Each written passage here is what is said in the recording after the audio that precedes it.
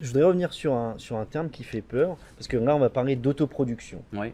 Autoproduction, ça veut dire quoi? Bah, aujourd'hui, chaque marque, chaque entreprise, doit produire du contenu. Donc, il devient ce qu'on appelle ça un brand content manager. C'est-à-dire on doit pouvoir être capable de produire son propre contenu. Et aujourd'hui, on le constate assez souvent, c'est qu'il y a beaucoup de contenus de type tutoriel, qui sont des choses assez simples et peut-être parfois un peu bricolées ou vie de l'entreprise. Donc, on peut être amené à produire du contenu, mais il ne s'agit pas de se dire on va faire le film de la mort qui va présenter sa structure ou présenter un produit de marketing. Ça, c'est encore l'affaire de professionnels.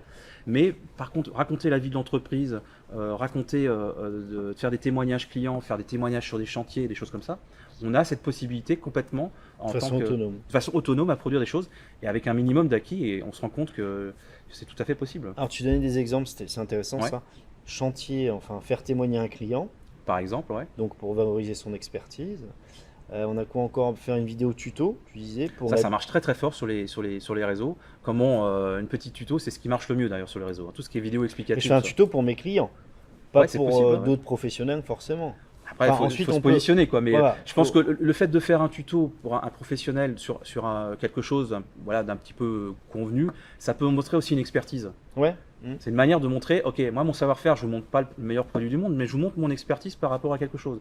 Vous voulez faire un truc simple ou vérifier quelque chose voilà, pour ses clients, c'est tout à fait possible. Et ça montre une autre facette du professionnel. Et on est plutôt dans le domaine de l'expertise, de la même manière qu'on peut montrer un chantier prestigieux, donner un petit conseil technique, Valoriser, valoriser, on voilà. sait présenter un produit. Présenter en un produit, avant-première. évidemment, ouais.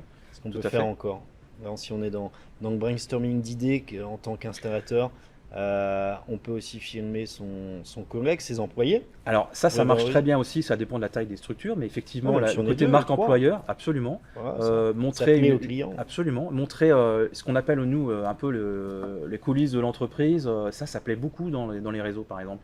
C'est de montrer la vie de l'entreprise, de C'est montrer difficile quand on passe notre journée sur un chantier ou dans notre camion Non, on peut imaginer des choses. Justement, c'est l'intérêt du smartphone, hein. C'est Ouais. que le smartphone, on l'a dans la main, on l'a dans Ouais, la poche. c'est vrai. On est sur le terrain, on dit tiens, je pense à un truc, tiens, j'ai un chantier super sympa, je vais faire une petite pastille vidéo.